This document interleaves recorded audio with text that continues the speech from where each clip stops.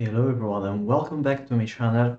In today's video we are talking about Boros Metalcraft and its first version from 2015. So the deck has been legal, has been playable in Pauper. I think from the first time I played the format in 2015 indeed. And the deck at that time wasn't really different compared to the present one. Well, more or less, at least. In my opinion, what really changed is all the deck evolving during these few years. As we can see, this list, for example, was filled with a lot of interactions, but it didn't really had a lot of creatures. Uh, Clean Talk and Korsky Fisher was the crucial of the deck alongside Prophetic Prism and Eagle Wellspring, and of course Galvanic Blast. At that time, Cool Bird was a staple in the deck, but science cards like Ship Munitions weren't already legal in the format. Most lists were playing Core Sanctifiers. Core Sanctifiers was really good in the metagame at that time for two reasons. Uh, Monoblue Fairies was the most played version of Fairies and was playing Sparrow Golem and sometimes Spoon Splitter, but mostly Affinity was a tier 1 deck, and at least in Paper Pauper here in Italy, Affinity was the most played deck in the metagame. Uh, Journey to Nowhere was still played, of course. I think there's not really much to talk about the deck. Oh well, Standard Beer was much more played due to the presence of its blades, the time named Delver Kiln, the metagame, because Delver Kiln was still great with Gash Legal, alongside Chidaxian Probe, of course. And this deck was mostly played for two reasons. The high presence of mono blue fairies, but also the high presence of mono black devotion. Basically, Kuldota Boros was something like a mid-range deck well positioned against the second best mid-range deck. That deck was mono black devotion, which seems kind of weird compared to the current the Pauper, because right now Model Black Devotion isn't really great, both regarding their creatures and both regarding their card advantage. I think that's a scene of how much Pauper format has evolved since 2015. The second list is from 2016. This time it shows us how the deck evolved more to a controlish or a uh, value centered shell, because it played Muldrifter in main deck and it played a blue splash only for main deck Muldrifter. Of course, they had some cyber card in blue, mostly Hydroblast, and if I remember correctly, Curse of the Bloody Tongue was kind of enough played to be seen pretty often, and the presence of Curse of the Bloody Tongue in Kuldota sideboard can be a clue on how much was really slow to win a game Kuldota. The blue splash Kuldota deck was still playing Kuldota board and a lot of Remolos and burn spells, and most times Kuldota Mirror Match went for a really long time and it ended in the national turns, or the Kuldota player that was able to win most times was the player which was able to draw more burn spells. So the first turns were something like each player trying to deal with the opponent's creatures, and then they try to win by bolting the opponent with 3 or more burn spells, just go face. And that's something like the Affinity Mirror match. This deck really evolved during these few years, I mean, and can be surprising. Also Curse Antivirus was played due to the presence of Wildspring in the deck, because Curse Antivirus, yes, can be a removal spells to the minor cursors, but can be also a 4-mana cantripping creature, because you can destroy your own Wellspring, since these good Dota decks weren't really playing a lot of artifact sacrifice effect beside Good Dota Birth. Ancient Grudge was mostly played to the presence of Affinity. Okay. And then starting from 2015 to 2017, the Cool Dota changed to a more aggressive version. So they skewed the blue splash to add the Japanese Spectre, and also to add Battle Screech and Rally Defense. So basically, the Kudota Rally, which was the name used to identify this version of Boros Dota, was something like the precursor of Boros Bully or Boros Token.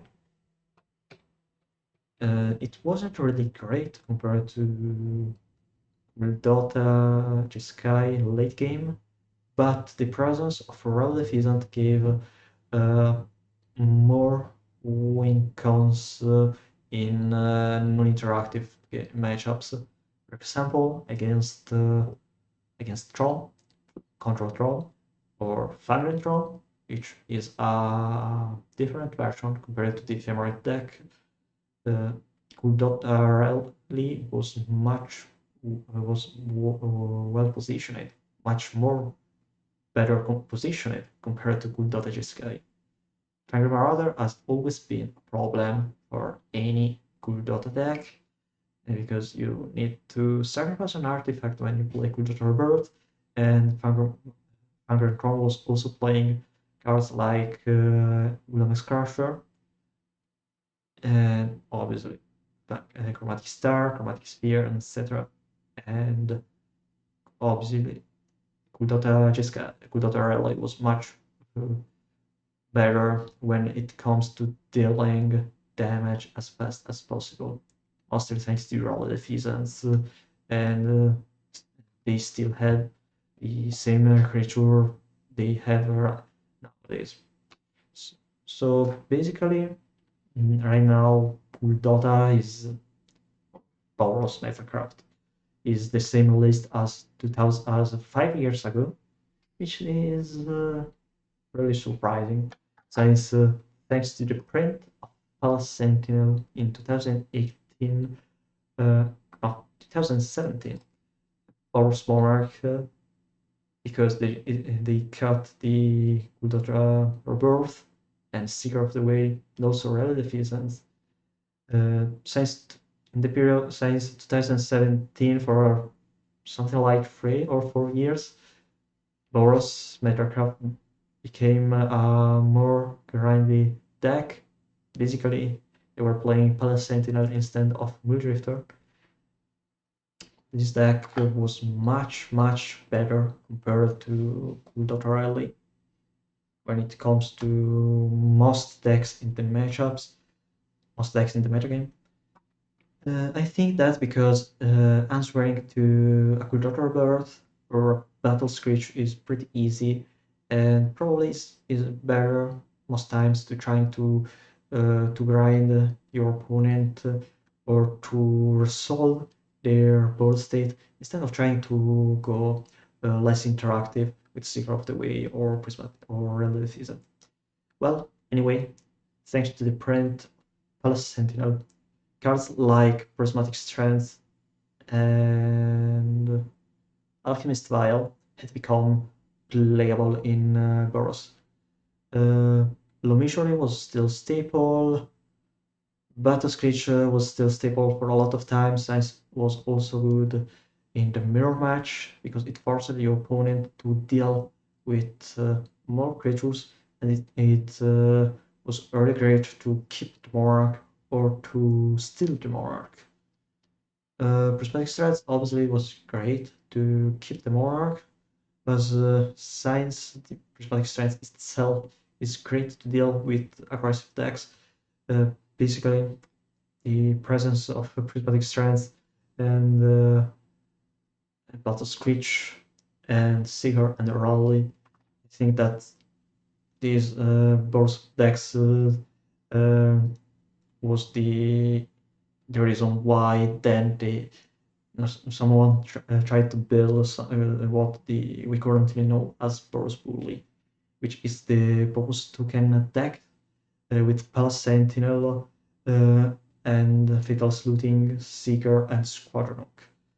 I think it's kind of weird that right now most people knows Boros Bully as Boros Monarch, but probably it's due to the fact that when Pauper at last on Magic Line and probably in the Americas has become more spread, Boros Monarch wasn't really played compared to Boros Bully. So probably that's the reason. Anyway, Boros Monarch still has been playable, probably not much played as Boros Bully, but the presence of other grindy cards or other non-interactive cards or answers in form of Guardian of the Guild Pact or Ripping the Graves, which is really great in any removal-based mirror match. I think that's the reason why this deck really did well then, because it was able to evolve and to perform well even in a metagame with a lot of bad matchups. Well, maybe not a lot of bad matchups, but there in 2018, 2019 there was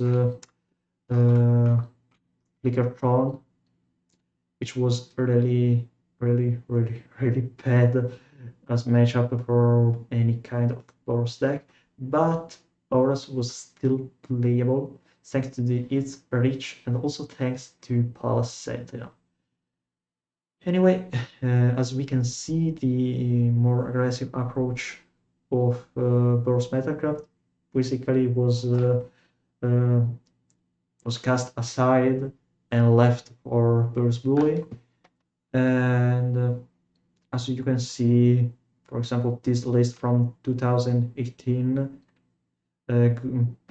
was playing a lot of specific main deck 8, just trying to be better against any kind of elves, fairies, stompy, or whatever. For example, main deck Relic of Progenitus, which seems weird, a deck with Custody Square and Work the Graves. Also main deck Electricity to deal with Battle Screech. And if I remember correctly, Battle Screech was still played a lot in Boros Metalcraft, and Electricity was something like, I don't want to play Battle Screech because I know that if my opponent plays Electricity, Battle Screech doesn't really do a lot, but if my opponent plays Battle Screech, I have Electricity already in my main deck to deal with their tokens. Later on, when they printed the Thriving Lands in Jumpstart, Electricity was completely cut from Boros because thanks to the print of suffocating fumes in Korea, were now able to play a better version of Equally Trickery against a Prismatic Strands deck.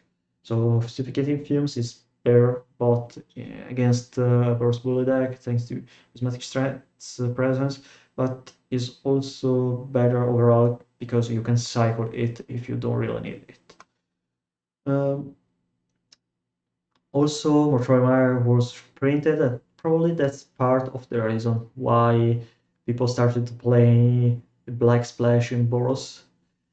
As already said, then they'll start play Suffocating Fumes, but some people also played Kiba Shinobi instead of Guardian of the Guild Pact. And the Kiba Shinobi was something like a main deck answer to Troll. I think that's not much weird in this sideboard. It's important to notice that Karakan Shaman wasn't played at all in early Pauper, but it started seen playing something in 2018 or 2017, mostly thanks to the presence of BGA or Virtual Mystery in Stampede, since it was printed in the same expansion as the Stampede, if I remember correctly, something like Modern Masters 2, probably? I don't remember. It's truly weird to see Circle Protection White in this list, but if I remember correctly, was something like an answer to Guardian of the Kill Pact and every other card in the Mirror Match. So you can keep the Monarch with Circle Protection White better compared to Prismatic Strands. And then in 2019, when Dimir Grelver was playing Daze and Gash, Boros Monarch was still playable, wasn't really changed anything. As you can see, Fatalist Looting was still a playable thing just to get more card advantage. Looting here is not to discard flashback card, but is to discard useless card in specific matchups, for example, Palace Sentinels against Boggles, or just discard lands when you need more spells. Ecoin Decay was before the print of Suffocating Fumes, an answer to Burst Bull. And Carcon Shaman was still great. Bully Stampy was still playable. And there's nothing else different. Nowadays, Boros seems the most similar to the 2017 Boros. Not all the lists are playing Seeker of the Way, or Kudat Rebirth, or Rally.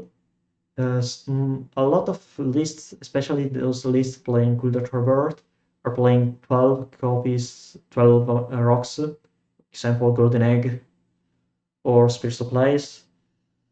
I don't really appreciate Kudat Rebirth in the metagame because Power of Bolas is great against Kudat Rebirth, and Rally the Peasant is great only against Tron, I guess. Or if you are playing against Boggles or some kinds of aggressive deck, Rally the Peasant is still great because you can race better, but it's still worse in this deck compared to Boros Bully deck, for example. I'd like to play eventually more aggressive threats instead of Willow Rods. For example, Ardent Recruit, which I tried in Boros and I found it really good. Especially since you don't really want to destroy your artifacts when you try to get more card advantage with Glint Hook or with Makeshift Munitions. But anyway, Kudos Reverse seems great with Makeshift Munition because you sacrifice an artifact to generate more tokens and you can sacrifice those tokens to Makeshift Munitions. So basically it is something like 2017 Boros deck with Makeshift Munitions and Experimental Synthesizers, of course. Seems also weird to play Relative Pheasants. I mean, you play a less amount of lands compared to the Kuldota Rally, if I remember correctly at least. Yeah, well, 21, 22 lands doesn't really change a lot. Anyway, you don't really want, in my opinion, to exile a Relative Pheasant with Experimental Synthesizer. Anyway, this deck is still played a lot, mostly because you can play Dust to Dust, and when the metagame is filled with artifact lands, Dust to Dust seems to be the best way to deal with them, especially since Modern Horizon 2 lands are played a lot, especially in Affinity. If I remember correctly, all the Boros lists are playing the artifact lands. No, apparently not all of them, which is weird. Oh well, this list is playing 12 artifacts, so not really surprising. It doesn't have the artifact dual lands. Doesn't even have. It doesn't even have a lot of Great Furnace or something that only 2 Great Furnace. Weird.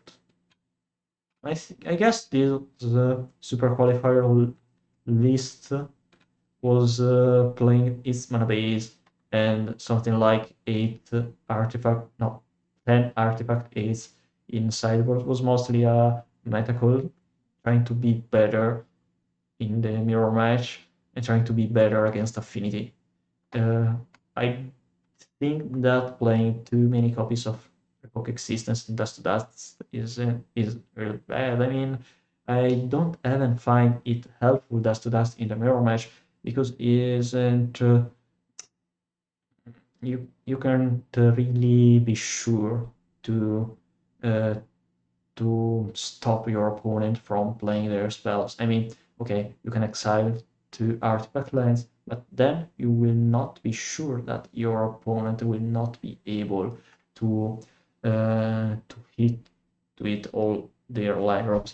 For example, against Affinity, getting a lot of Dust to Dust is good when you are able to play 2 or more copies of Dust to Dust or Rocket Existence in early game. But most times, thanks to their card advantage, they're able to draw enough lands to not be really impressed by your artifact 8. So for that reason, I think that cards like Fangre Marauder are much better compared to Dust, because you can get a lot of life with your opponent artifact, especially if you play Gorilla Shaman alongside Fangre Marauder. But usually when you play Fangre Marauder, you are also playing a deck filled with artifacts. For example, Fangren Tron, or X-Tron, or Boros Metalcraft. Probably you can also play Fangre Marauder in Affinity, because Affinity can easily eat all their it can easily eat any land drops starting from turn 1 to turn 10, because they draw a lot of cards, and most time they discard the extra lands to the with the blood token of Blood Foundry. Anyway, another weak spot of the current day Boros Monarch is Fury Cannonade, but because they are relying on Curator Bird, but also because they can't play anymore Prismatic Strands. As you can see, Prismatic Strands is no longer stable in these lists of Boros Metalcraft for 2 reasons. You don't really want to exile it with Experimental Synthesizer, but also you don't need to keep the Monarch because you don't play anymore Palace Setting. As you can see, the only creatures that doesn't die to Recannonade is Korsky Fisher, but if you are playing something like Makeshift Nations, you can cast Recannonade, kill Glinthog, Traben, Seeker, and then ping one last damage on Korsky Fisher by sacrificing your Chromatic Star. Anyway, I guess that Boros Monarch, Boros Magical, will be still great in the metagame for enough time, because it's well positioned against Furries. Boros historically is well positioned against Furries, and thanks to Experimental Synthesizer, seems to be ever better positioned against it. Since Experimental Synthesizer gives you the ability to play with 8 copies of Muldrifter, and it doesn't force you to play something aleatory like Palace Sentinel. Palace Sentinel is great when you play first because you have a lot of interaction in form of snap counterspell, and whatever. But when you play Boros, you don't really want to play Palace Sentinel against first when you are playing Boros.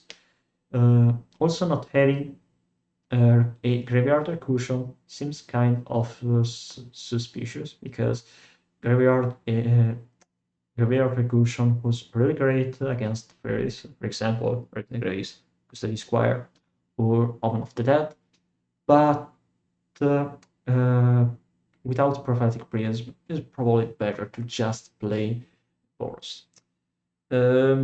Experimental Synthesizer seems also weak against blue-based counterspell stack.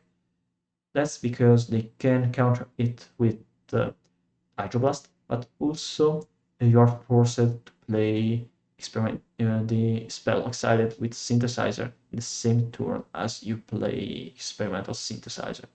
That means that you are forced to not play Pyroblast or to play enough copies of Pyroblast to force to be able to resolve your synthesizer, because you want to be able to resolve at least your one copy of synthesizer.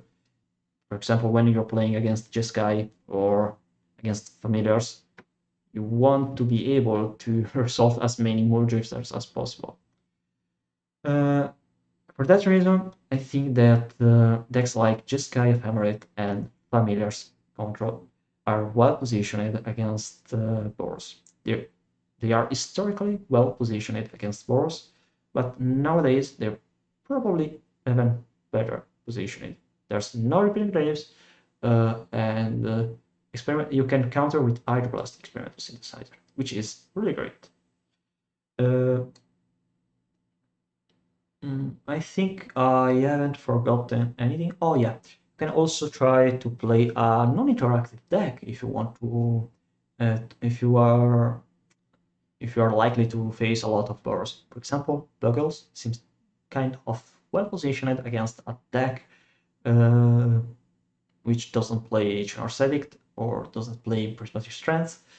For that reason, I can highly recommend you to play cards like Leave No Trace or Patrician Scorn or whatever enchantment is, just to be able to deal with Boggles if you're expecting a lot Boggles in your metagame. Elves, I think, is also well positioned against Boros. Yeah, Boros does play a lot of burn spells, also plays makeshift munitions, but Elves play something like 6 to 7 copies of Hydroblast in sideboard, and this, for example, this list of Boros doesn't play anymore Karakan Shaman, and I think that having Karakan Shaman is not really a bad idea in Boros. Anyway, if you think you are fine enough without having Karakan Shaman in your sideboard, just don't play it. Deck is still powerful, does have a lot of interaction and reach, so it can somewhat be able to win against the Boggles, against Elves, especially since you have makeshift munitions already in the main board. Well, I think we talked about enough. We talked about the Boros enough, so I think the next video probably I will talk about the next Pauper Gathon in Milan. Since it's the next Sunday, I'll probably publish it in Monday, because I want to talk about my experience in the Pauper Gathon. I mean, next Sunday I'll go to Pauper Gathon, I'll play the event, I'll try to do I'll try to reach the top 8, but obviously I'm not sure if I will be able or not. because I'm still not sure on how the meta game will be. I think when it comes to paper event, the the best reason to play that event is just to trying to have fun. You can feel, you can play against your friends, you can meet some new people. That's cool. So guys, see you later for the next week.